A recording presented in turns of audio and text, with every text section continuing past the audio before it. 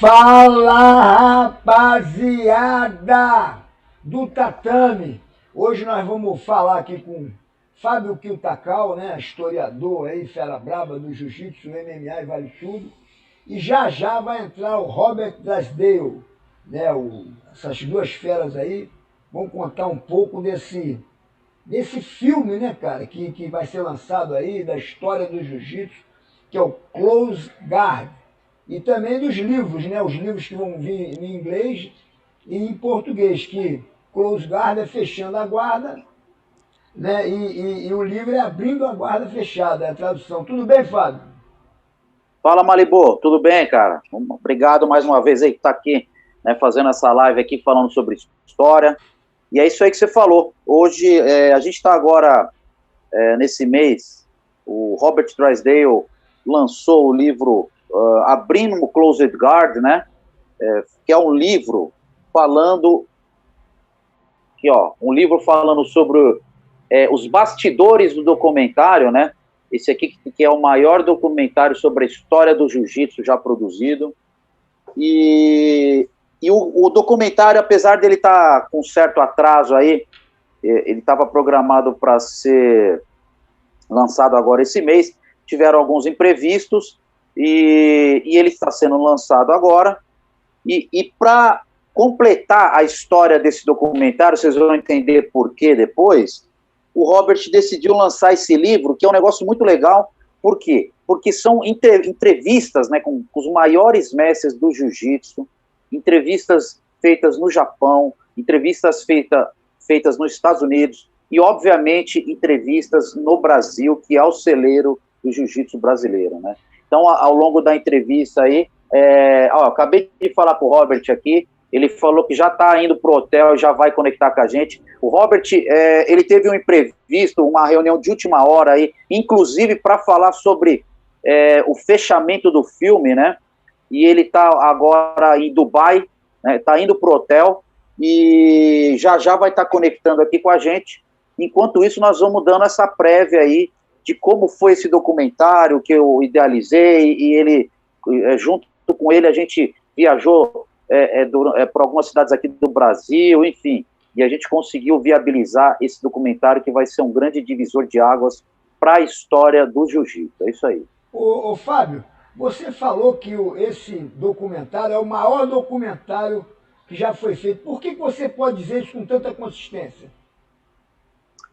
Pelo seguinte, Malibu, o público, geralmente, que é ligado ao jiu-jitsu, ele é muito interessado em lutas, né, em UFC, enfim, em campeonatos, né? Ele gosta, na maioria das vezes, de assistir coisas ligadas ao combate. E, obviamente, que poucas pessoas se interessam em produzir um documentário contando a história. Eles acham que isso vai ser um negócio chato, que vai ser tedioso, que não vai atrair o público. Então, até hoje, nunca nenhuma produtora, né, investiu tanto dinheiro para produzir um documentário tão consistente e que abrangesse tanto, né, que possibilitasse, né, que eu pudesse escolher quem eu queria entrevistar, pudemos viajar, pudemos fazer realmente uma produção de primeiro mundo, né? Eu tenho certeza que quem for ver o documentário assim que ele estiver pronto vai ficar impressionado com o nível da produção desse documentário. Nós estamos falando de nível Hollywood, de nível Netflix, tá? Vai ser uma grande produção, e até hoje, nós aqui no Brasil, nós tivemos outros documentários muito bons, tá? Muito bons, só que, obviamente, não tinham esse mesmo orçamento que tinha o Closed Guard, né? Então, obviamente que quando você tem um orçamento disponível, você consegue fazer um trabalho mais bem feito, conseguimos entrevistar muita gente, né? Grandes nomes, eu vou citar aqui alguns, tá? Só para a gente começar. Obviamente, Royce Gracie, Carlinhos Gracie Jr., Kira Gracie, isso estou falando da nova geração, tá? Mário Yamazaki, né, juiz do UFC, e obviamente que a gente entrevistou também os grandes mestres da velha guarda, né? Então, que são os nomes mais importantes e que estão mais próximos da origem do jiu-jitsu, do vale tudo, do MMA, que são eles, João Alberto Barreto, Robson Gracie, Armando Vridt, né, que faleceu, Hélio Fada. Faleceu agora há pouco tempo, né? Exatamente, Malibu. Justamente quando a gente... uma entrevista com ele. Com Armando. Exato. Exatamente. Inclusive, foi uma das melhores entrevistas que nós fizemos. Eu tinha muita consciência, o Malibu, quando eu comecei a programar as entrevistas, e eu comentei isso, né, com a produção, o seguinte: nós precisamos nos apressar, porque alguns mestres, obviamente, já morreram, né? Hélio Gracie, Oswaldo Fada, Carlos Gracie, eles já, né, faleceram há alguns anos, mas nós tínhamos grandes mestres ainda vivos e que estavam realmente com a idade avançada, né? E a gente não podia mais perder tempo. E foi exatamente o que a gente fez. Pra você ter uma ideia, Malibu, as filmagens começaram em janeiro de 2018, tá?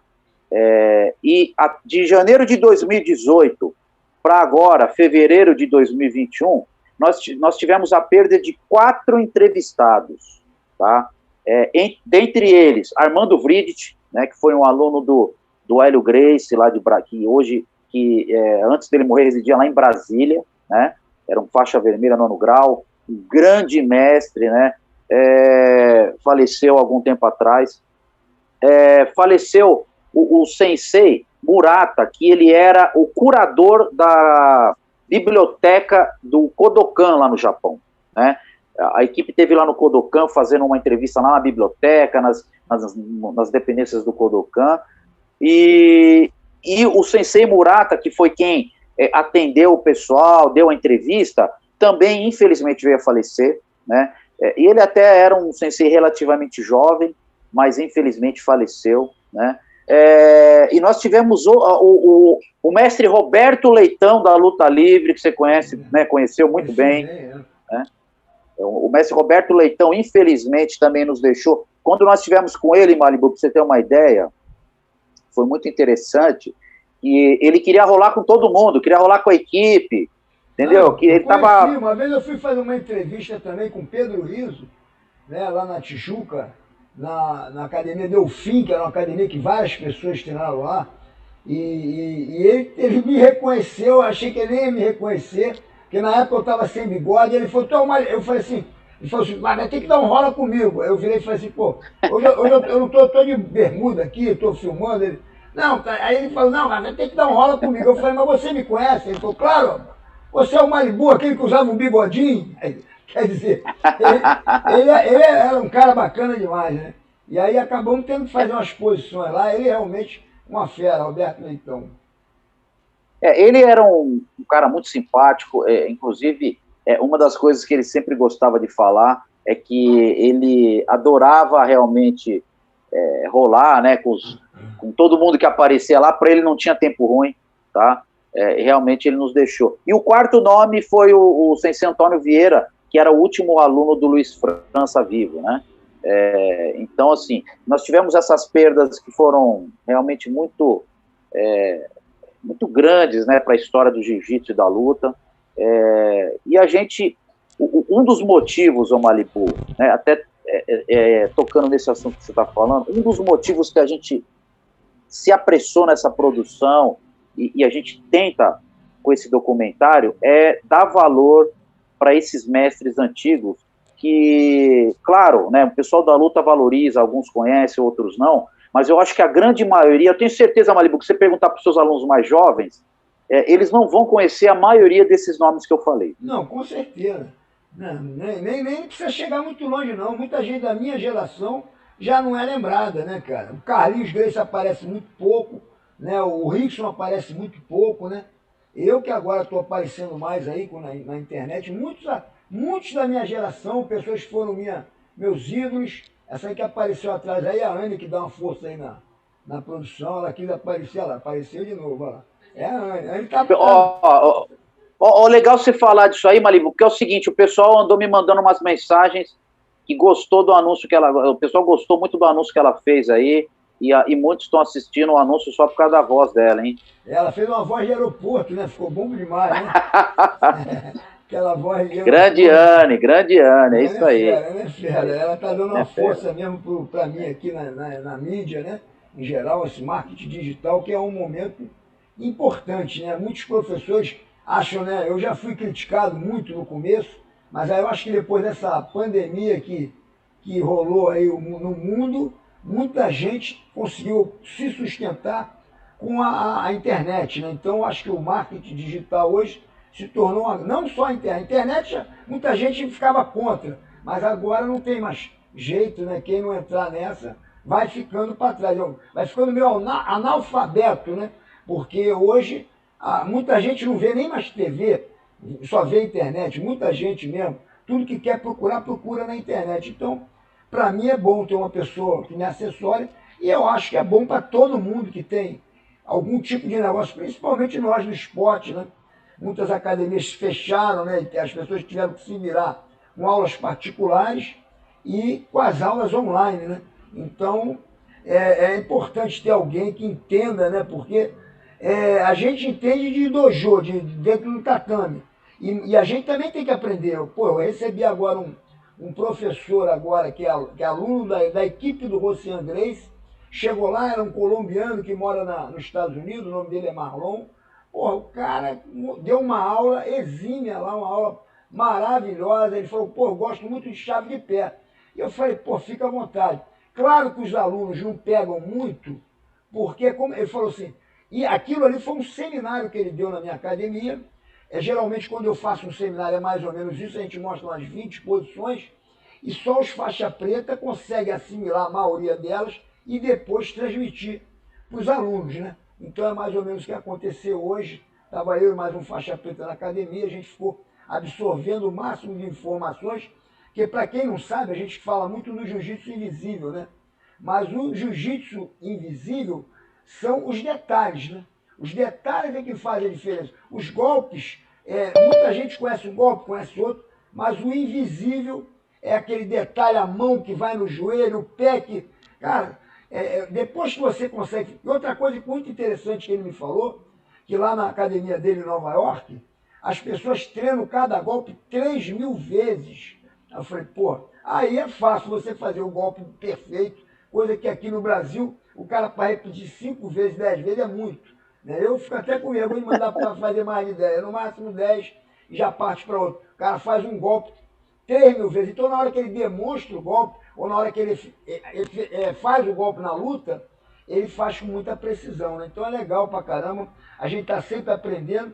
E uma das coisas que tem que aprender hoje é a parte digital. Né? A parte digital é uma parte super importante, que é o que nós estamos fazendo hoje, trazendo informação para a rapaziada através de livro, de filme e principalmente da internet. O que tu acha dessa conversa fiada do Maliba aí? Tá certíssimo.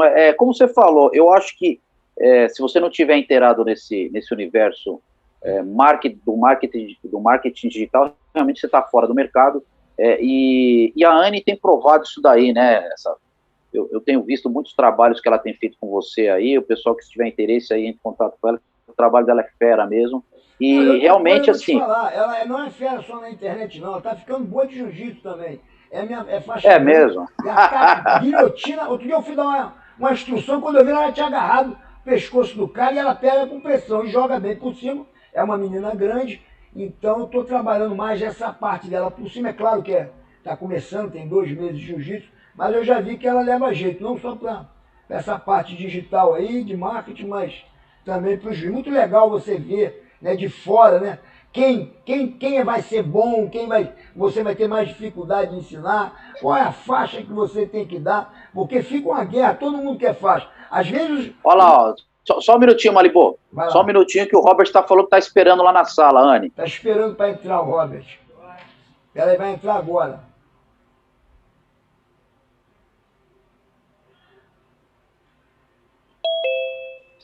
Vai entrar ele aí.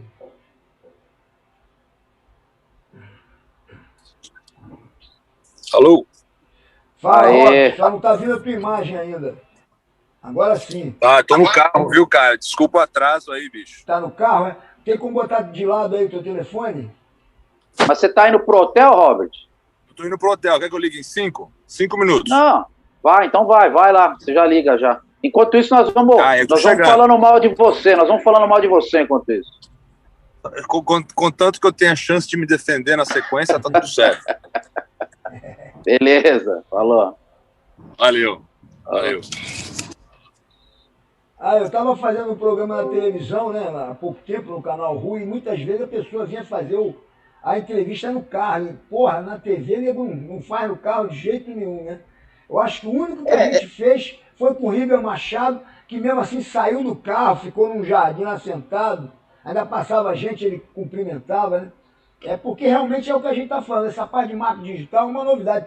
Gravar é uma coisa que, como agora você pode gravar pelo celular, a pessoa não se preocupa com fundo, com isso, com aquilo, com áudio, né? com background, né? Então, eu peguei essa noção, esse know-howzinho, nesse ano que eu trabalhei lá no canal Ru, e foi o que aconteceu agora, né? Robert Drasdale veio, porra, de máscara, de máscara aqui embaixo, todo mal, e no carro, mas já... Malibu, deixa eu só contextualizar aí pro pessoal, é o seguinte, o Robert, ele teve uma reunião urgente, ele está em Dubai hoje, inclusive resolvendo os últimos detalhes pro lançamento do documentário, né? Então, ele pediu desculpa, enfim, mas ele já está conectando aí, ele falou, vou me atrasar um pouco, mas já estou subindo lá pro quarto do hotel e vai conectar aqui com a gente já já, e nós vamos falar realmente por que o lançamento desse livro, eu acho que é uma das... eu acho que vai interessar muito, não só para quem gosta da história, como para quem acha que a história é um negócio chato. Malibu, acho que pouca gente sabe o quanto a história ela influencia no estilo de luta, né, que se tornou o jiu-jitsu brasileiro. Tem gente que acha que é só porque rola ali, sai rolando, e não é. Fatos históricos, tá, influenciaram diretamente o tipo de luta que a gente faz hoje. O jiu-jitsu brasileiro. Exato. O que eu sei, né? O que eu sei, que até já fizemos alguns vídeos, eu e você, sobre isso, é que o Conde Coma, quando chegou aqui, ele tinha passado por alguns países, ele fazia algumas exibições, né? Exibições, inclusive, de vale tudo para ver se arrumava um dinheiro. Né? E ensinou, né? Uma família fada e a família dos Gracies. E os Gracies deram continuidade ao que eles aprenderam com o Conde Coma, ou seja, desenvolveram algumas técnicas, né, aprimoraram, confiaram mais em algumas técnicas, né, que foram passadas para os alunos, mas principalmente mantiveram os desafios, cara, porque os japoneses sumiram, se não tivesse esses desafios, nada disso tinha acontecido. Então muita gente hoje fala, porra, Malibu, você não fala da academia tal, não fala da academia... Todos vieram dos primórdios do jiu-jitsu. Mas se não fossem os Gracies, que deram continuidade a um trabalho que eles viram, que eles acharam interessante, que era com os japoneses, os primeiros vale-tudos que os japoneses faziam aqui no Brasil, eles continuaram fazendo, e até chegar em 80, 90, que foi quando eles conseguiram também fazer o primeiro evento nos Estados Unidos, né, que foi o UFC, né?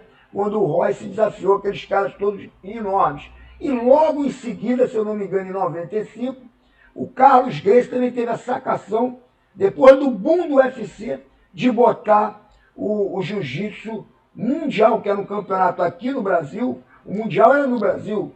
Aí foi muito comentado isso. Por que o campeonato mundial vai para os Estados Unidos e não vai ficar aqui no Brasil? Realmente, eu a princípio falei, pô, jiu-jitsu brasileiro, os gringos que tem que vir para o Brasil.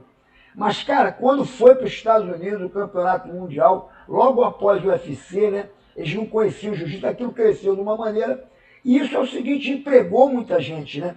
Então, o trabalho dos Gracies, que muita gente não gosta, fala mal, mas, cara, deu emprego para muita gente, inclusive para o documentário que é o Close Guard, falando dessa história toda desde o começo. Então, eu acho que o jiu-jitsu... Malibu, deixa eu só falar um negócio aí que você falou que é importante. Você falou que tem um pessoal que cobra você, né? Falou, pô, você só fala aqui da família Gracie. Esse pessoal tem que comprar esse livro e vai ver o documentário e vai ficar maravilhado. Eu vou te explicar por quê. Porque justamente nesse documentário, né, a gente procura dar lógico, um panorama geral de um processo que demorou mais de um século para acontecer, né? A gente começa falando lá atrás, no Japão, né? Até chegar no Brasil. Mas o que a gente... Obviamente, que como você falou, não restam dúvidas que a família Gracie ocupa um papel central nesse processo, tá? Isso não é nenhuma novidade, tá? Só que... nem desmérito para outra academia, mas quem fez a coisa acontecer, porra, não tem a menor dúvida, né, cara? Não tem dúvida. Mas aí o que acontece, Malibu? Nesse documentário e nesse livro, vocês vão poder ter a oportunidade de ver, que nós vamos apresentar, né, para o pessoal que não estuda tanto a história, vários personagens que são super importantes, tá? Que ajudaram nesse processo também. Tá? Você já falou aí um deles, que é a família Fada. Nós vamos falar de Takeo Yano, fala dos irmãos Ono, fala do Gelmori, Jorge Gracie, o Malibu sabe. Então, assim, nós vamos falar de vários personagens que até então, a maioria, eu vou dizer 99% dos praticantes, nunca tinham ouvido falar, né? E eles vão entender que por que esses caras foram tão importantes, né? Nós vamos colocar eles no papel, vamos colocar eles, mostrar o papel deles nesse processo, falar exatamente o que eles fizeram, e isso aí é o interessante, Malibu, que nós temos o depoimento dos mestres que, inclusive, conheceram Takeo Yano. O próprio Roberto Leitão teve contato com o Takeo Yano, a gente falou dele agora há pouco, né? Ele teve contato com o Takeo Yano, os irmãos Ono, né, que foram muito importantes aqui na cidade de São Paulo, e a Suíte Ono, que lutaram com Hélio Gracie, lutaram com Jorge Gracie. Nós vamos falar com alunos direto do Jorge Gracie, né, como era o Jorge Gracie, o que ele fazia, por onde ele passou. Nós vamos falar sobre vários temas que muita gente, essas pessoas que estão cobrando de você, Malibu, fala, pô, você só fala, né, dos... Não, o Malibu fala de outros assuntos. Fábio, eu falo de tudo que eu sei. Eu não posso falar do que eu não sei. Por exemplo, tem muita gente que vem da linhagem do Fada e, porra, tu não fala do Fada. Mas eu não sei, eu não vivi, eu não sei. Era uma academia no Subuco que tinha ótimos atletas, isso eu sei, porque esses atletas chegaram a competir com a gente. Não. Laerte Barcelos é um, porra, que lutou com o Roger. Porra, eu quase lutei com ele também, porque ele era um ótimo lutador. Então a gente não tem dúvida que tiveram ótimos lutadores na Academia Fada. Mas o que acontece? A diferença dessas academias todas e dos próprios japoneses é que a família Gracie, por ser uma família gigante, um filho bota outro filho, bota o primo, bota o sobrinho, não sei quantas pessoas treinam jiu-jitsu na família, e os alunos, que é o próprio João Alberto Barreto, que não é Gracie, mas é considerado pela família toda como um dos pioneiros, um dos caras mais respeitados no jiu-jitsu. Então foi a família Gracie que conseguiu ter êxito, não foram os japoneses e nem foi outra academia de jiu-jitsu que fez com que o jiu-jitsu ficasse notado mundialmente, né? E hoje tem esse evento que é o MMA, que o MMA, o UFC, foi comprado de um Gracie também. Então, e a sorte de um aluno, não sei se é sorte ou se é técnica, não vamos dos primeiros UFC serem vencidos por um cara lutador de jiu-jitsu. Porque se o lutador de jiu-jitsu não tivesse vencido os primeiros UFC, não tivesse demonstrado a eficiência na diferença de peso, né? Porque eram lutas com 30, 40, 50 quilos ou até mais de diferença. Então foi ali que foi mostrado para o mundo, e isso foi mostrado por um Gracie. O evento foi feito por um Gracie. Então não é que eu não falo de outras... Como é que eu vou falar da família do Japão? Por exemplo, os japoneses que você citou agora, você sabe que você estudou. Eu não, por exemplo, o Rossian, foi na minha academia agora um aluno do Rossian. O pai do Rossian foi um dos grandes que eu não conhecia. Então eu não falo dele. O Rossian me falou que ele competia muito bem, dava um tomão na guerra, mas é uma história que eu ouvi do filho. Os outros Gracies, tirando Jorge Gracie, que eu também não conheci, mas eu sou fã por causa das histórias, foi um cara que lutou muito, vale tudo. Eu sou fã dos caras, eu vivi entre eles ali, né, no meio dos leões. Então, porra, eu conheço a cabeça dos caras, e o que mais me impressionou, foi o que me fez entrar no jiu-jitsu, foi a coragem deles. Porque você vê um cara brutamonte e um cara pequeno, você sempre vai achar, e a chance maior é do brutamonte ganhar do cara pequeno. E você sabe muito bem que os Gracie tinham um porte físico não muito avantajado. Inclusive, a minha avó viu uma luta no Maracanãzinho, e minha avó, leiga, não entendia nada, eu já fazia jiu-jitsu, ela me falou que achou que tivesse sido marmelada. Por quê? Porque ela viu os capoeiristas muito fortes e os lourinhos, ela falava assim, os lourinhos agarravam os capoeiristas e acabava a luta. Então, na visão dela, ela não estava entendendo o que estava acontecendo. Que na hora do clinch, tinha os armilocos, os estrangulamentos, os matalhão jogava para baixo e o capoeirista não conseguia dar mais as pernadas dele. Então, quem fez isso foram os Gracie.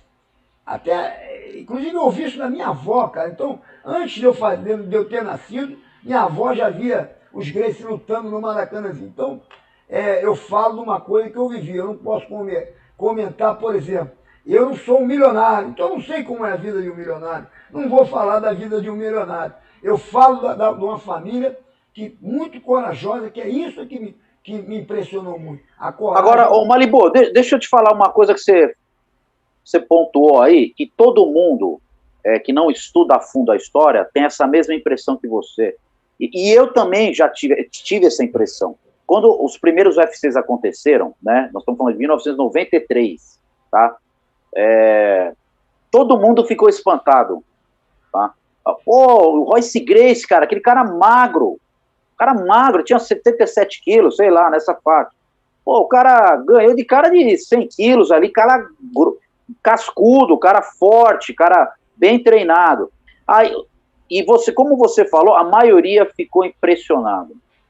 Só que uma coisa, Malibu, de quem estuda esse processo da formação do jiu-jitsu brasileiro, tinha algumas pessoas que não ficaram impressionadas, né? Dentre elas, obviamente, Hélio Gracie, né? Todo esse pessoal da velha geração, né? João Alberto Barreto, Hélio Vigio, enfim, todos esses professores, né? Robson Gracie, que eram da primeira geração, eles já vinham fazendo isso há 70 anos, né? Há 70 anos. Então, ou seja, quando aconteceu o UFC, obviamente que existe o risco de perder. Eu não estou falando, né, que foram lutas difíceis, né? Algumas o Royce passou até apertado ali, teve ali, né? Mas ou seja, era um processo que não nasceu aquele dia, nasceu pra gente, né, que não conhecia, eu mesmo na época não conhecia, mas quem era da família já havia feito muito Vale Tudo, né? O Vale Tudo vem acontecendo desde a década de 30,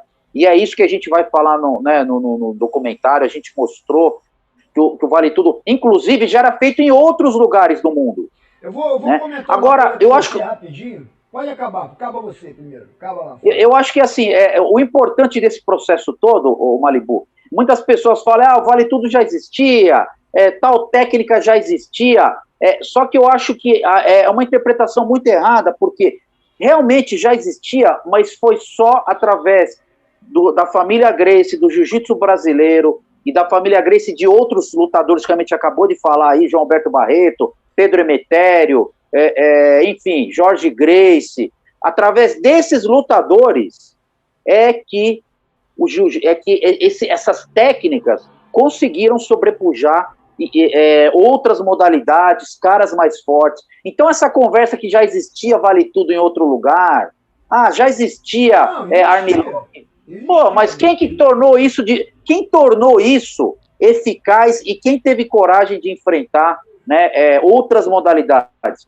Foi o jiu-jitsu brasileiro, né? Então a gente tem um mérito muito grande isso. Eu acho que existe hoje talvez uma corrente que fica buscando talvez tirar o mérito, né?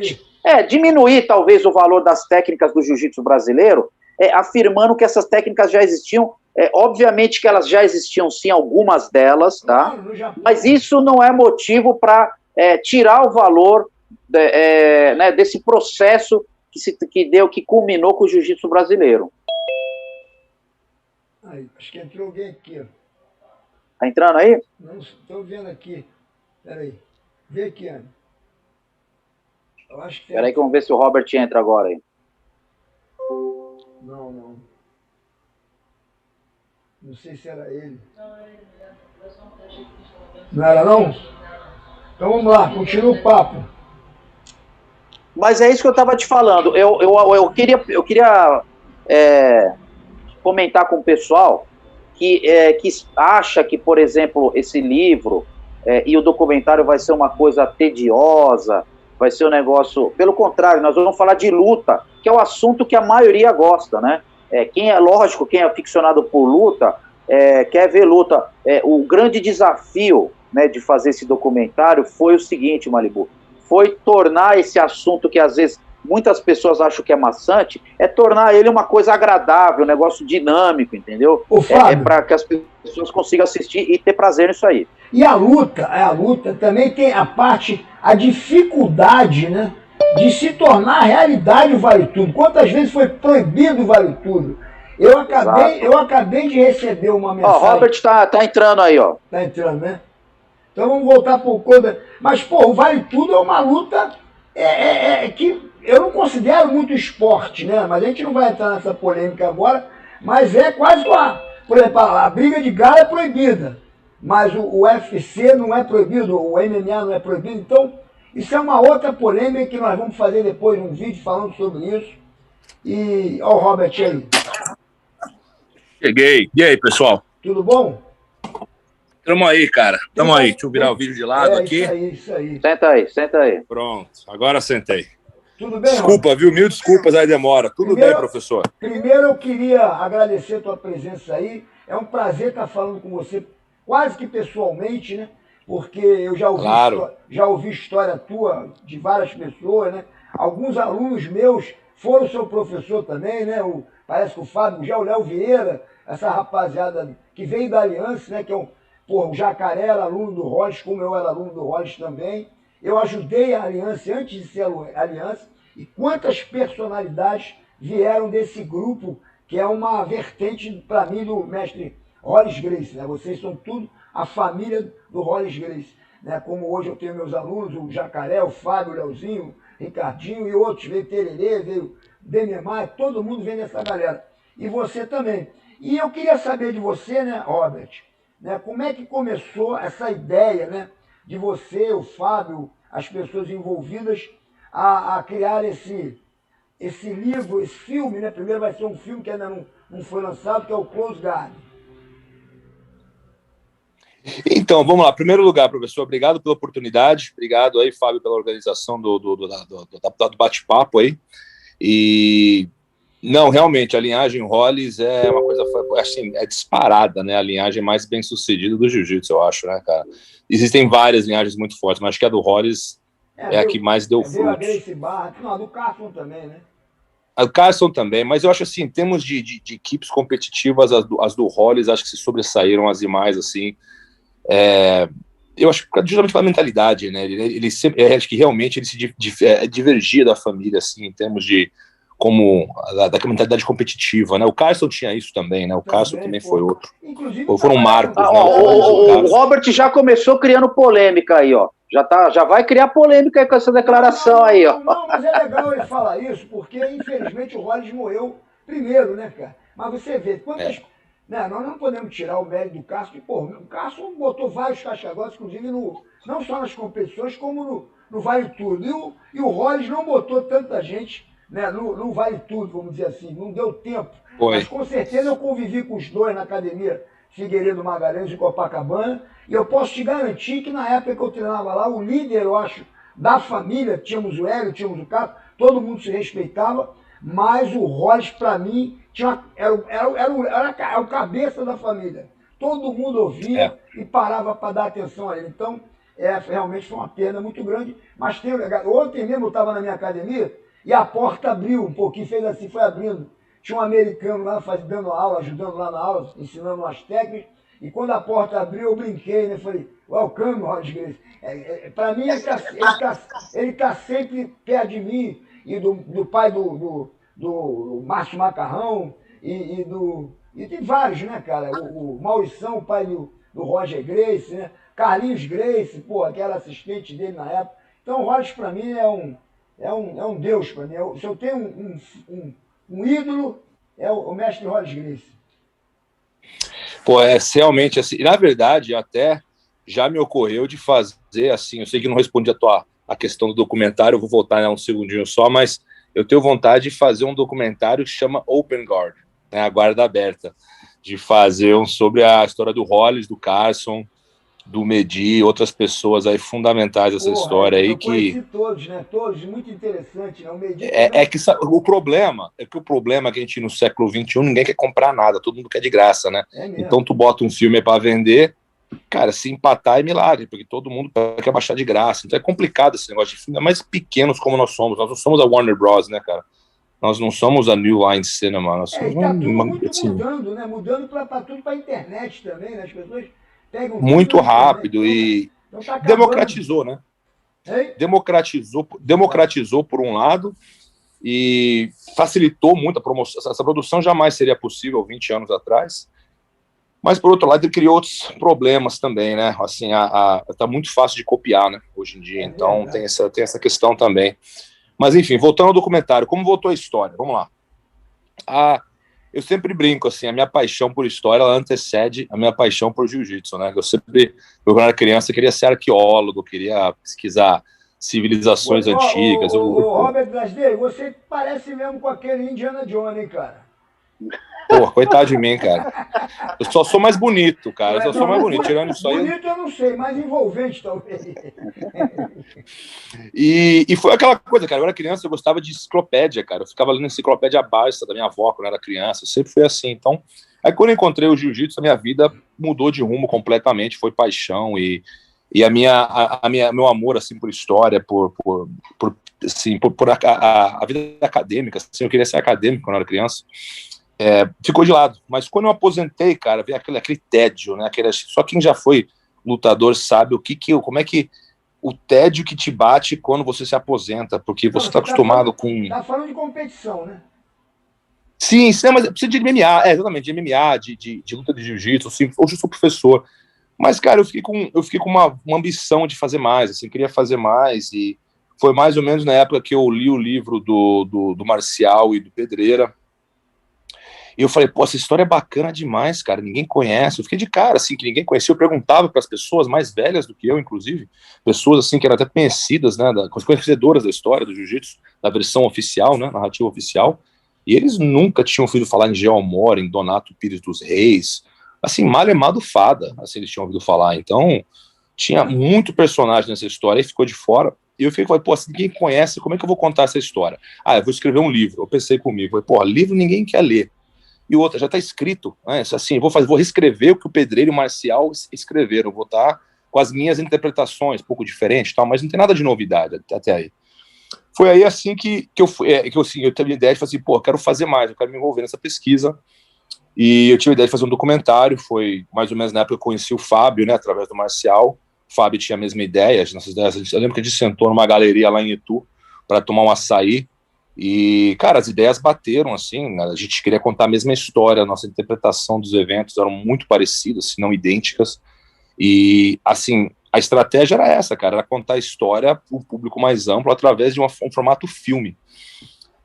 Na verdade, Robert, só fazer, na verdade, eu acho que naquela época ainda você tinha, ele era um pouco americano ainda, ele tinha ainda essa... Pô, Fábio, por que você não escreve um livro? Eu falei, Robert, não vai ler, ninguém vai ler. Não, cara, mas se você escrever, né, ele ainda eu lembro que você ainda deu ainda uma insistida nesse negócio de livro, né, e aí eu fiquei na cabeça dele, falei, cara, não adianta livro, não adianta, e ainda, aí aos poucos, ele foi realmente... Mas eu acho que ainda você tinha desse negócio do livro ainda. Então, assim, eu gosto de ler, entendeu? Mas realmente é um problema que o pessoal não lê. O filme, ele é um médio que você consegue chegar a um público muito mais amplo e, de repente, despertar o interesse na leitura. Então, assim, foi as ideias foram batendo, né? Inclusive o Fábio estava em contato com o Jay, na Virgínia, né? Que foi quem apresentou o resto da equipe, né? Que hoje está produzindo o documentário comigo e tal. E foi indo, cara, foi de empolgação. Assim, a história foi de empolgação, vamos fazer, vamos. Então, eu estava trabalhando pro ACB nessa época.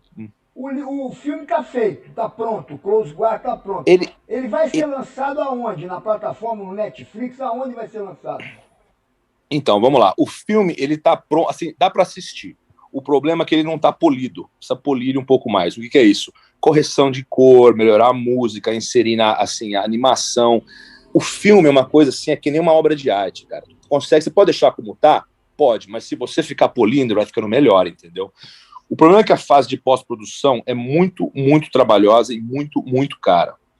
Mas, assim, a ambição com o filme, como ele tá ficando muito legal, tá crescendo. Hoje, assim, na verdade, acabei de fazer uma reunião com os investidores do documentário justamente sobre isso. Nós temos a ambição de entrar em festivais agora, então talvez a gente prolongue ainda mais a entrega do filme, porque a gente quer entrar em festival. Por que a gente quer entrar em festival? Porque se nós conseguimos umas nominações, 2, 3 nominações, pô, seria muito bom para o filme. Quando eu for apresentar para um Netflix na vida aí... Premiações, né, Robert? Você quer dizer premiações? É um Cannes, um Tribeca, assim, os grandes festivais de documentários, de filmes. Se a gente conseguisse uma nominação ali, e o filme está ficando muito bonito, entendeu? Então a gente tem chance de entrar, uma nominação ali faria horrores, assim, para a reputação e para a credibilidade do filme. Então seria muito mais fácil vender. Então a plataforma, ela vai ser dependente do valor do filme quando ele estiver pronto. Né? De repente a gente pode negociar com o Netflix. Eu estou com um contato já, eu tenho um amigo meu que vendeu uma produção para o Netflix, vendeu muito bem, entendeu? Então tem todas essas avenidas, mas nós decidimos, inclusive o investidor falou a mesma coisa, eu não precisei falar isso para ele, foi ele que falou assim, ó, Robert, eu prefiro um negócio muito bem feito do que com pressa.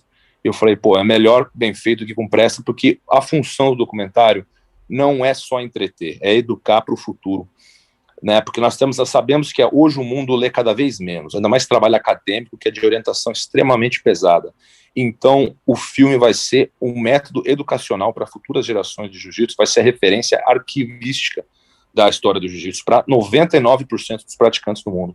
Então, sabendo dessa responsabilidade, eu prefiro errar por demora do que por um filme mal feito. É um legado, entendeu? Né? Resumindo, né? É um legado.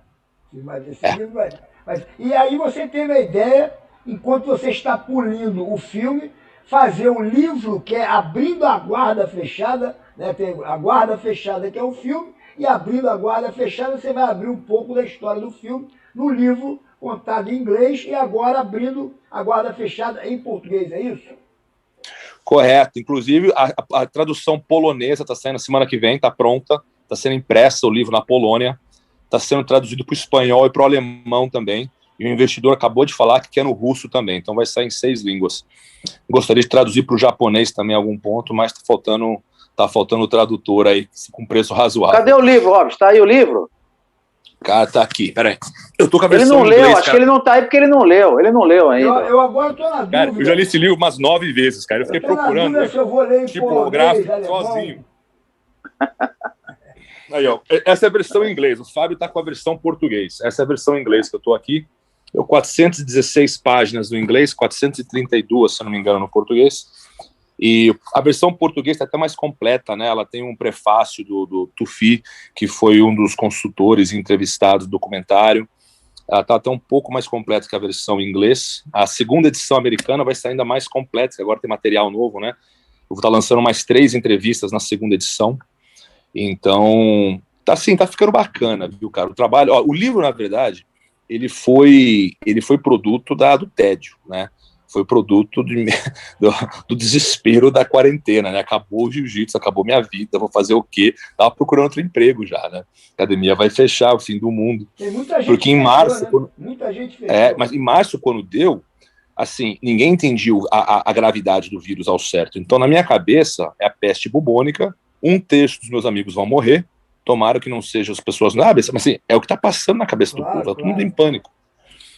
E eu fiquei uma semana em depressão, em casa, triste, sozinho, sem falar com ninguém. Aí eu pensei, pô, essa é a oportunidade perfeita de fazer tudo aquilo que eu sempre quis fazer e nunca tive tempo. Aí fui aprender a tocar violão, fui ler um monte de livro que eu tinha em casa que não estava sendo lido. E um momento, o Pedreira... O violão não deu certo, né? O violão não deu certo, né? Não, faixa azul, bicho, peraí, cara, faixa azul. As músicas da Legião eu toco todas, peraí. E... Aí o Pedreira, que foi um dos consultores do documentário também, e ele recomendou, Robert, por que você não escreve um artigo com as suas memórias de fazer um documentário? Tem bastante história legal aí, eu tenho certeza aí que seria um artigo muito bom. Era para ser um artigo de, sei lá, 2.000 palavras no máximo, entendeu? Era uma coisa curta, assim, um artigo de algumas páginas. E acabou que eu sentei para escrever, mas eu pensei, se eu for falar disso, tem que falar daquilo. Se eu for falar disso, tem que falar daquilo. E eu fui escrevendo, na hora que eu vi, eu estava com 50.000 palavras escritas. Aí que eu tive a ideia, falei, pô, tem um monte de entrevista aqui que não vai caber no documentário, que no documentário não cabe nem 1% das respostas, nem 1%, que estão à base. Então, essas entrevistas ficaram muito bacanas, elas têm que ter um lugar, não posso deixar um arquivo no meu computador, eu tenho que colocá-las em algum lugar. Foi o que você em determinado momento botar no filme, você botou no livro.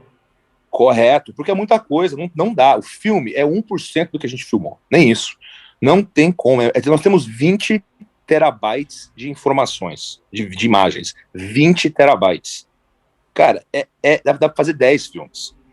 Não cabe tudo. Então, o livro foi um veículo para você. Mesmo o livro está editado, tá? Eu coloquei um texto das entrevistas no livro, não coloquei tudo. O livro fica muito grande. Eu dei uma resumida, assim, editei as respostas, editei as perguntas, eu deixei as respostas mais relevantes, coisa muito repetitiva, eu tirei. Então, e eu fui editando, fui colocando assim, como um editor aqui nos Estados Unidos que me ajudou muito, porque eu nunca tinha escrito um livro, ele já tinha escrito vários, e ele foi fundamental me guiando aí nesse processo, chama Scott Burr, e ele foi 10, cara, ele foi saindo. O livro, na verdade, ele foi escrito em 3 semanas, né, cara, eu escrevi muito rápido. Foram 8, 9 horas por dia no computador, o dia inteiro digitando. A minha parte do livro eu escrevi em 2, 3 semanas, foi rápido. Aí a edição das entrevistas foi o que mais demorou. Eu acho, não, legal isso aí que você está falando, só que eu acho que você tem que vender o seu peixe também, né, cara? E pro pessoal que não gosta de ler, que é 99% aí, como você mesmo falou no começo aí, eu acho que é legal o pessoal saber, lógico, eu e você estava envolvido, a gente sabe muito bem.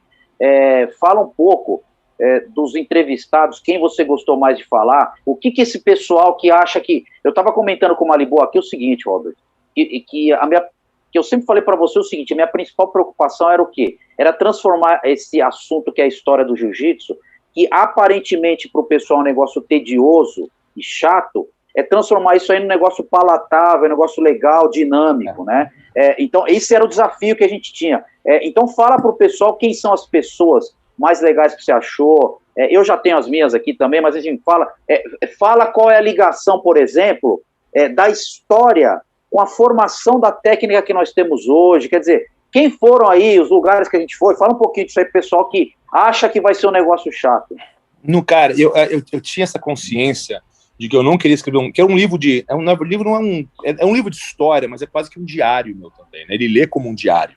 As minhas ideias, a minha visão da coisa, como a coisa foi se desenrolando. Então, ela é a história da produção do documentário, eu queria escrever isso como se fosse uma aventura. Essa é uma aventura de um cara apaixonado por jiu-jitsu e história, né?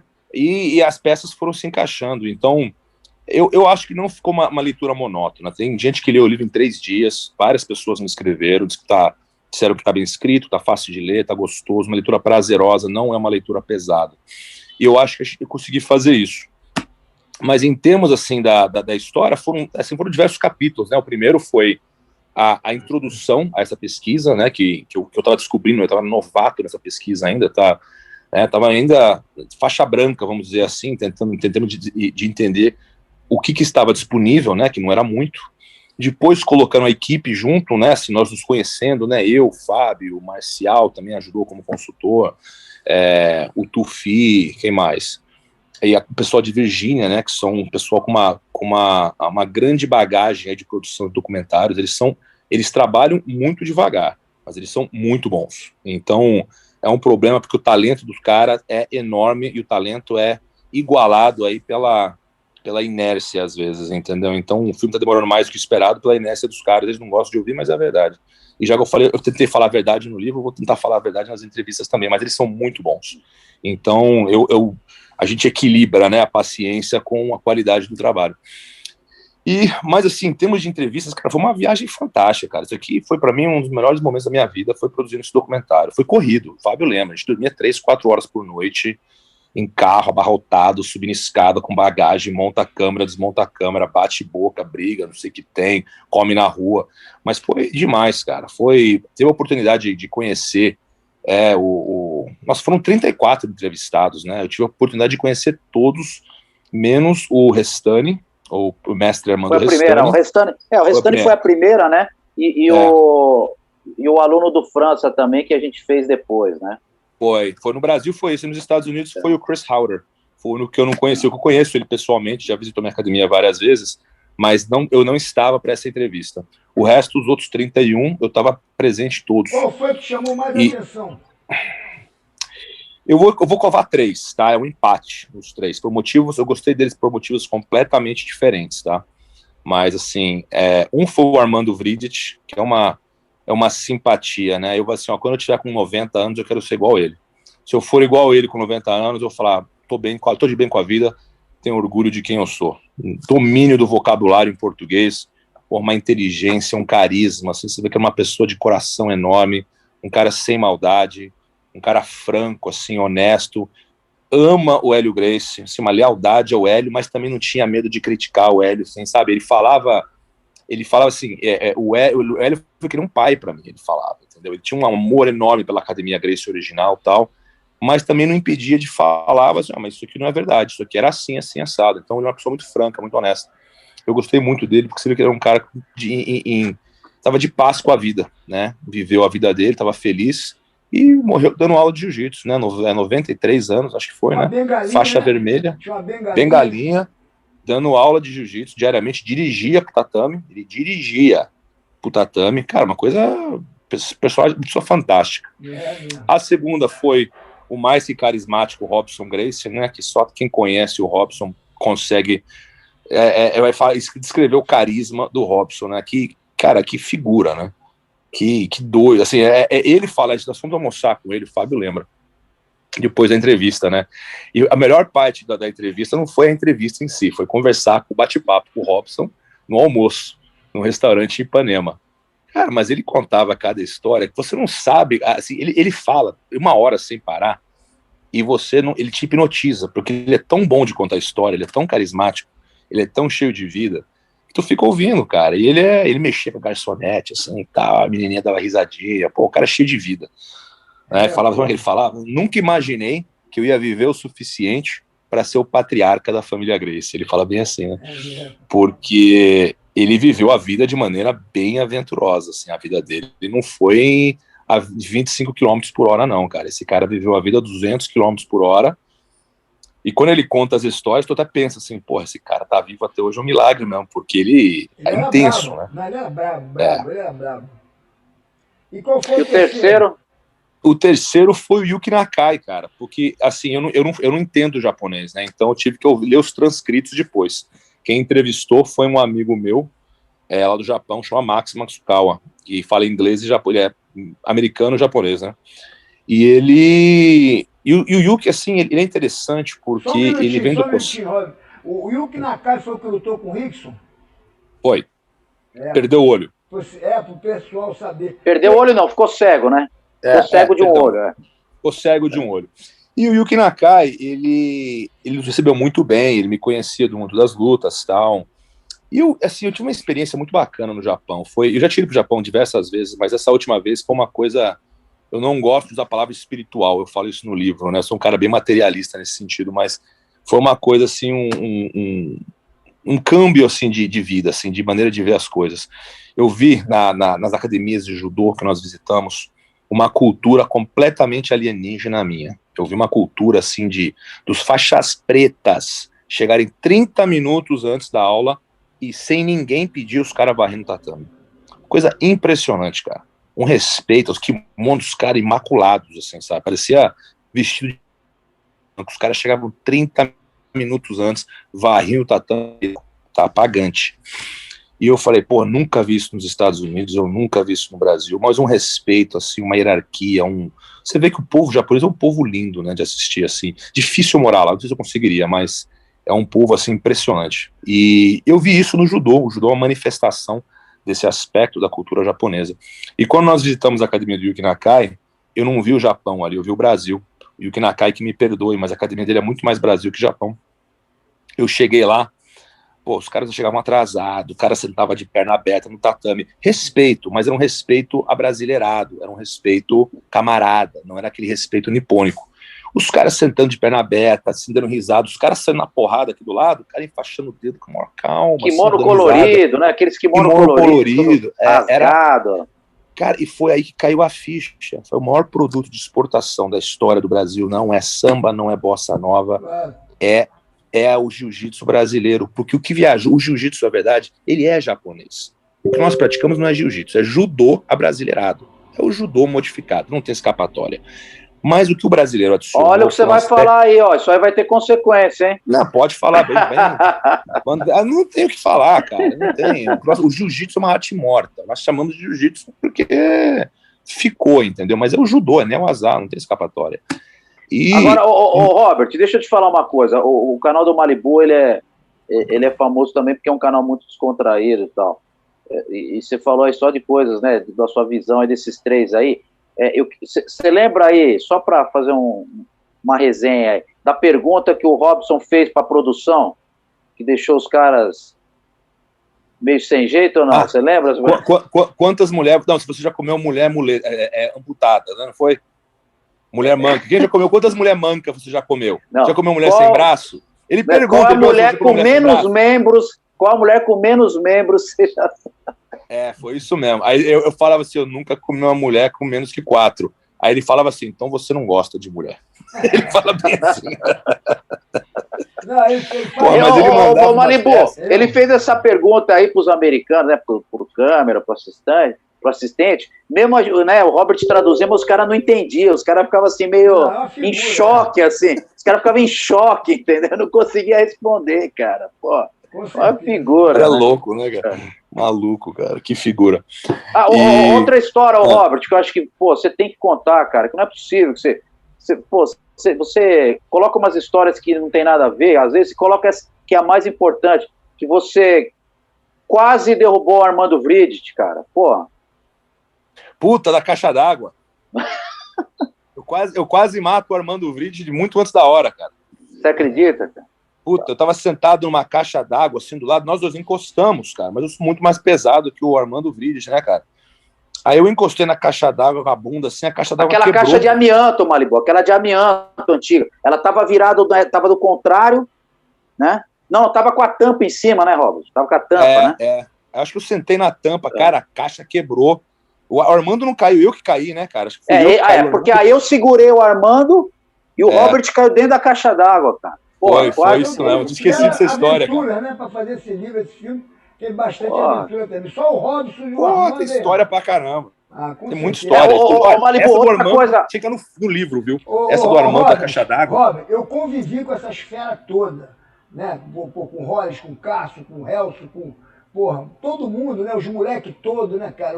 O Renzo, o Rio, tudo moleque na época, 10 anos a menos que eu. Depois veio a turma do Jacaré lá, com o Fábio, quer dizer...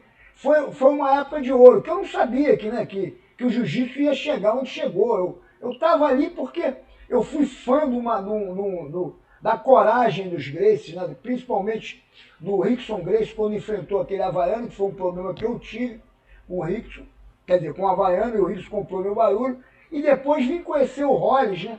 O Rolls dava aula para uns amigos meus, que é o Álvaro Romano, o Alvinho, né, da ginástica natural. E foi ele que me levou para Copacabana. Aí conheci aquela galera, depois vi a turma toda chegando, a turma do Carton toda chegando, né? Chegou Valide, chegou Bolão, né?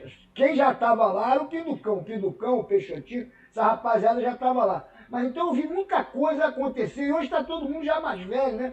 Eu vi os irmãos Machado chegando, eu estava na academia do Hélio, cara, quando o Chuck Norris foi lá, cara, visitar ele e aquele outro, um gringo. Quer dizer, eu por acaso estava em vários... Por exemplo, outro dia eu vi uma foto, estava o Rollins e o Rickson treinando só com a parte de cima, deviam estar treinando sambo, o Hélio do lado e eu sentado no meio. Eu nem me lembro desse dia, só depois que eu vi a foto eu falei, eu estava lá. Então era normal esses momentos de estar com esses grandes caras. Eu moleque, né, cheguei faixa branca, faixa azul, todo mundo sabe quando chega na academia, tu tá meio assustado, né?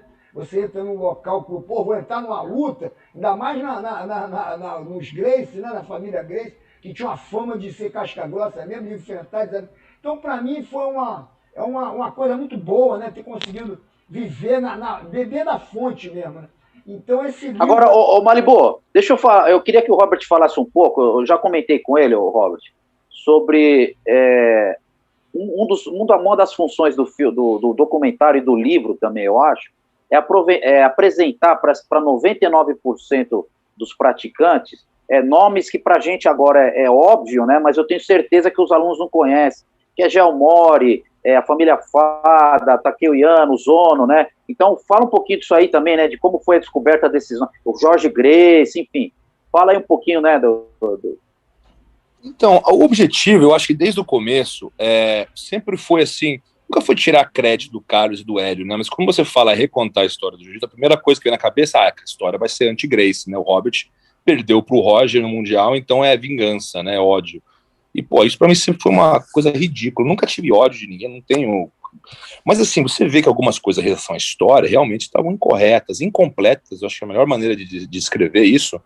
Eu acho que, no fundo, todo mundo sabia, assim, principalmente no Brasil, o brasileiro é um pouco mais cético em relação a essa narrativa oficial. O americano virou religião nos Estados Unidos, isso. Né? Tem gente que nunca pisou no Brasil, não estuda a história, mas, assim, eles são... É quase que um culto, assim, em relação à narrativa oficial, né? Em volta do Hélio Gracie, porque quem conta a história nos Estados Unidos é o Rorion, e o Rorion conta a versão, assim, o pai dele como centro de tudo, e o Hélio é central, né, mas ele não é o único, né, assim, o Rorion negligencia o Carlos, por exemplo, que foi o professor do Hélio, não tem escapatória, né, foi o professor do Hélio, e então, assim, isso criou um ressentimento dentro da família mesmo, criou uma rixa, e assim, nós vemos uma terceira vertente, nossa vertente não era Carlos nem Hélio, nossa vertente, eu acredito que ela foi neutra.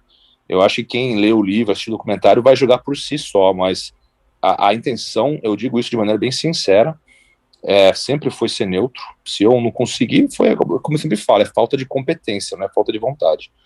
Porque eu não tenho nada a favor nem contra, assim, essa narrativa ou aquela. Mas assim, nós queríamos contar a história do Geo Mori. Por quê? Porque o Geo Mori, isso que eu falo no livro, as pessoas vão ficar bravas quando eu falo. De repente o Fábio, aí, que está estudando isso há muito mais tempo do que eu, discorde. Mas eu acredito que existe um caso muito mais forte a ser feito entre a relação do Geo Mori e Carlos Gracie, como o Geo Mori professor do Carlos, do que como o Maeda professor do Carlos. O Robert ficou louco. Eu falei, gente, o Maeda, para mim, ele é interessante, mas o que ele fez? Ele abre uma academia em Belém do Pará, ele sai fora, ele vira uma espécie de embaixador para o Japão, do Belém do Pará. Mas assim, ele não é um cara que lutou pouco, ele deu pouca aula, ele dá um passo para trás. Então o papel nele no desenvolvimento do jiu-jitsu no Brasil, eu acho que foi até menor que o do Geo Mori, que passou um tempo com o Carlos também. Eles tinham uma relação de amizade, é óbvio, né, que eles eram rivais assim para o público, mas longe do público eles eram parceiros, entendeu? Então o Geo Mori, eu acho que essa coisa de linhagem, na verdade, ela não é tão importante. Para mim é o que o sujeito faz que é importante, não quem ensinou ele, tá? Mas existe uma obsessão com essa coisa de linhagem. Mas acho que o Geo Mori, ele pertence tanto quanto o Maeda dessa linhagem, se não até mais. Porque realmente o papel do Maeda, na minha opinião, é exagerado. Não é que ele não é presente, ele é completamente exagerado por motivos comerciais, por motivos de marketing, por motivos de credibilidade, porque o Maeda dava credibilidade a brasileiros que não tinham credibilidade. Imagina, você aqui nos Estados Unidos, quando começou a onda, na década de 90, os 2000, né, esse boom do jiu-jitsu aqui nos Estados Unidos, americano não conseguia ter aluno, cara. Olha que merda, os americanos são ressentidos, até hoje, em relação a brasileiro, porque o cara era bom, o cara treinava, o cara conhecia, mas ele é americano. Como é que ele vai ser bom de Brazilian Jiu-Jitsu se ele é americano? Tem que ser brasileiro. Aí vinham uns brasileiros picareta, que não sabiam nada, que colocavam uma faixa preta no avião, chegavam aqui, bombavam a academia, porque é brasileiro. É a mesma coisa com o Muay Thai, né? Então, imagina naquela época, na década de 20, 30, você ser o Carlos Gracie e falar, eu sou professor de jiu-jitsu. Ninguém ia levar a sério. Meu amigo, tu é brasileiro, como você vai ter bom de judô, de jiu-jitsu, tem que ser japonês. Não, mas o professor foi Maeda. Ah, tá, então beleza. Maeda dava credibilidade. E não foi só o Carlos que fez isso, foi o Mário Aleixo, né, que tá muito mal contada essa relação do Mário Aleixo com o Maeda. Para mim, ele quis construir uma relação ali pelo mesmo motivo que o Carlos. O Luiz Franz também pode até ter existido, mas não tem. Em história, assim, essa é a minha briga com alguns dos pesquisadores. Deixa eu fazer uma parênteses aí, deixa eu só terminar, Rafael, rapidinho. Eu já deixo você, mas é uma questão de metodologia. Não é até que se prove o contrário. Assim como na justiça o sujeito é inocente até que se prove o contrário, em história a pesquisa começa assim, não é até que se prove o contrário. Tem pesquisador que inverte essa lógica. É até que se prove que não é. E não é assim que se escreve história. Você pode perguntar para qualquer doutor, qualquer professor de universidade, eles vão te falar a mesma coisa. Mas tem gente que não entende essa dinâmica. Desculpa, vai lá, Fábio. Não, perfeito o que você está falando, né, seu posicionamento, mas uma coisa que você falou também que eu acho que é importante pontuar é o seguinte, que eu sempre falo com o Malibu em vários vídeos, acho que ele vai até lembrar disso, que existe também essa vontade, né, esse problema com a família Fada, né, os descendentes de Oswaldo Fada, que eu digo, os ex-alunos, professores, enfim, né, de manter essa relação com o Conde Coma, e se por um acaso você questiona essa relação, né, de forma direta, ou coloca ela de forma indireta, alguns tomam isso como uma agressão, ou como uma, né, então na verdade eu já falei para o Malibu que toda vez que eu falo da família Fada, e nós tivemos lá o Malibu, lá em Bento Ribeiro, no prédio, impressionante, sempre tive contato com várias vertentes da família Fada, eu acho que o grande valor deles não está na origem deles, né? Não está com quem o Oswaldo Fada aprendeu, e está na obra que o Oswaldo fez a partir dele. Sim. Mas, cara, mas é isso que eu sempre falo. A galera fica bitolada, né? Obcecada com essa coisa de linhagem. Cara, essa é a parte menos importante da equação. Foi o que o Oswaldo Fada fez que importa, não quem ensinou ele. E o que o Oswaldo Fada fez foi assim, eu não posso estar enganado, de repente você me corrige, você conhece mais que eu, Fábio. Mas quem que abriu porta para pobre naquela época? Quem que dava aula para jiu-jitsu para pobre? A Academia Gracie era elitista. O Oswaldo Fada, ele abriu assim, de repente por falta de opção da parte dele, mas ele abriu o jiu-jitsu, uma coisa de projeto, de onde grandes campeões do jiu-jitsu saem hoje, quem começou foi o Oswaldo Fada. Tá entendendo? Eu realmente acho que você está corretíssimo. Por isso que eu acho que quem fez realmente, não só para os pobres como para os ricos, que fez para o mundo inteiro, que mostrou a eficiência do jiu-jitsu, conforme você disse, o judô, né, o judô abrasileirado lá, que virou o jiu-jitsu, foi a família Gracie, né? A família Gracie com primos, tios e uma família gigante, todo mundo naquele mesmo ideal, usou aquilo como profissão e hoje dá profissão a milhões de pessoas. Então eu acho realmente que a família, né, todo mundo tem seu valor, né? O Omori... Sabe que eu... Não, pode falar. Sabe que eu falo, assim, porque a impressão que as pessoas têm que é um ataque à família Gracie. Pelo contrário, eu terminei essa produção, acabando ela, né, tendo escrito o livro, eu caminhando ao final desse episódio da minha vida, eu tenho um respeito muito maior por membros da família Gracie. A família Gracie é muito grande, né? Tem gente que, na minha opinião, mais atrapalhou do que ajudou, né? Mas, grande. Assim, membros da família Gracie, que, assim, é muito maior do que era quando eu comecei. Eu acho que o crédito que a família Gracie se dá é que eles dão crédito, que é interessante, é que eles se dão crédito por coisas pequenas, que não são tão relevantes. E as coisas que são realmente relevantes, eles raramente falam, ou nunca falam. Existe essa coisa, o Hélio reinventou a técnica. O que o Hélio reinventou, meu Deus? Que não está em qualquer livro de judô.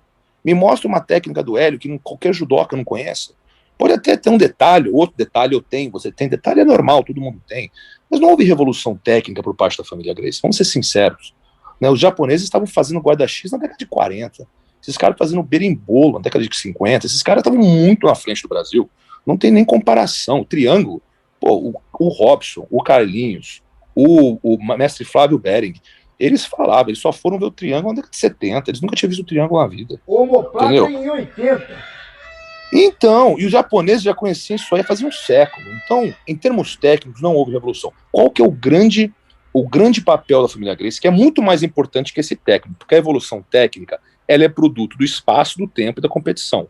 Tendo espaço, tendo tempo e tendo um ambiente competitivo, a técnica é consequência. Qualquer um. Isso é gênio humano, isso é criatividade humana. Tá? O grande papel, a grande contribuição dos irmãos Gracie para o jiu-jitsu é resistir à expansão do judô no momento que não fazia menor sentido fazer aquilo. O judô é uma máquina no mundial, o judô está nas Olimpíadas, ele tem financiamento do governo, ele tem apoio da iniciativa privada. É só você ver o tamanho do tatame de judô no Brasil, comparar com a maioria das academias de jiu-jitsu. Tem 4 vezes o espaço. Tá entendendo? O judô assim, a nível comercial é muito mais interessante. Mas a família Gracie, principalmente o Hélio e o Carlos, eles tinham aquela coisa de serem líderes. Eles não vão entrar abaixo da hierarquia da Kodokan, em hipótese alguma. Eles permanecem leais a uma visão de judô, que não é o judô olímpico, é o judô de combate, é o judô porrada, é o judô defesa pessoal, é o judô vale tudo. Eles mantiveram isso, é um judô especializado no chão. Eles mantiveram isso durante 40 anos no Brasil, numa época onde ninguém queria saber. Eu conversei com o Pé de Pano, exatamente. uma entrevista, o Pé de Pano falou assim para mim: Robert, eu cresci no Rio de Janeiro, eu nunca tinha ouvido falar em jiu-jitsu antes do Royce Gracie. Eu falei, mesma coisa, eu cresci em São Paulo, eu só fui ouvir falar dessa coisa de jiu-jitsu depois do Royce. Esses caras permaneceram leais a uma narrativa deles, a uma ética deles, a uma visão deles, por 40 anos, quando ninguém tava nem aí pra essa história. Pô, isso aí pra mim é... Cara, quem que faz isso? Imagina se tu tá numa banda que há 40 anos tá fracassando. Não, 40 não, 70, né, Robert? 70. Se você considerar da década de 30 até a década de 90, né, vamos eu falo 40, a luta do Kimura, né, que pra mim ali foi um grande momento deles. Mas já tinha antes, né, já esse tipo, né? Mas assim, ó, realmente, a relação deles com o jiu-jitsu realmente antecede, ela volta à década de 20. Mas assim, Robert, impressionante. Não, existem, sabe por que eu tô falando? Que existem relatos da imprensa. Então, pessoas que não praticavam jiu-jitsu, o cara, ele via, mas ele não praticava. E na luta, por exemplo, entre Hélio Gracie e Takeo Yano, né, entre Jorge, enfim, entre Hélio e o Zono, eles enxergavam, principalmente Takeo Yano e os Gracie, tá? Eles enxergavam que os japoneses faziam mais luta de pé e os brasileiros faziam mais luta de chão. Nós estamos falando da década de 30. Entendeu? Então isso já era notado já, né? Fabão e Robert, eu vou pedir licença para vocês. Porra, o papo tá bom demais, a gente pode continuar horas aqui conversando, mas eu realmente quero avisar a rapaziada para ficar atenta aí nesse filme Close Guard e o Abrindo a Guarda Fechada, que é o livro, né? Em inglês, português e em várias línguas. E agradecer vocês, considerações finais, que o Mariba tem uns compromissos aí. Queria passar a palavra para o Fábio, considerações finais, e depois para o Robert. Legal, Maribo. Bom, eu acho que o Robert falou um pouco aí sobre o livro que ele acabou de escrever, aí a versão em português, ele vai falar novamente aí, mas aí quem tiver interesse, ele está sendo vendido no site do Pedro, né, o Robert? O Robert vai falar aí já, tá? Aqui no Brasil está sendo distribuído através de um site do Pedro, nosso amigo Pedro, é só acessar lá, pô, o livro, eu comecei a ler, não posso ainda dar meus, né, para mim é até fácil porque eu participei do processo inteiro, mas obviamente eu quero entender quais são aí as colocações do Robert, e só reiterar o seguinte, que para aqueles que acham que o livro é um negócio tedioso, vão se surpreender, é um livro legal, até porque as entrevistas dos mestres, né, acho que é muito importante essa nova geração conhecer esse pessoal. Robert, fala aí sobre onde a gente encontra o livro, o pessoal aqui do Brasil, e dá as considerações aí que você quiser. Olha, obrigado, Fábio, obrigado, Marimbu, pela oportunidade. O livro está sendo vendido no site usemataleão.com.br, tá? No site do Pedro, né? O Mataleão é a conta dele no Instagram, mas Use Mataleão é o site. Se você tem raiva de dinheiro, não gosta de economizar, pode comprar no Amazon também, vai pagar o triplo do preço, mas eu coloquei no Amazon também porque tem brasileiro que mora fora, aí fica mais fácil comprar no Amazon, entendeu? Mas se o brasileiro quiser, se você tem raiva de dinheiro, você pode comprar no Amazon, eles entregam no Brasil, tá? Mas se você gosta de dinheiro, vai comprar no Use Mataleão. Eu baixei o preço pro Brasil, né? mais que a metade, inclusive, porque eu sei que o livro estava ficando inacessível no Brasil, então eu tive que lançar uma versão impressa no Brasil. E ficou bacana, cara. Eu tô bem feliz com esse trabalho. Eu quero agradecer ao Fábio, a gente conversa direto, eu acabo me agradecendo, mas agradecendo, foi fundamental nesse processo. E, pô, tô feliz, no geral, tô feliz, cara. Esse foi um dos episódios mais excitantes, mais fascinantes da minha vida, e eu faria tudo de novo, sem arrependimento. Parabéns, legal. Robert, um grande abraço pro Fábio, inclusive tem a camisa do Maribu lá no site do Mataleão também, quem quiser é só pegar lá com o Pedro mesmo, gente finíssima. Rapaziada, foi um prazer bater um papo com vocês, até a próxima. Obrigado, professor. Um abraço, falou, Robert. Valeu.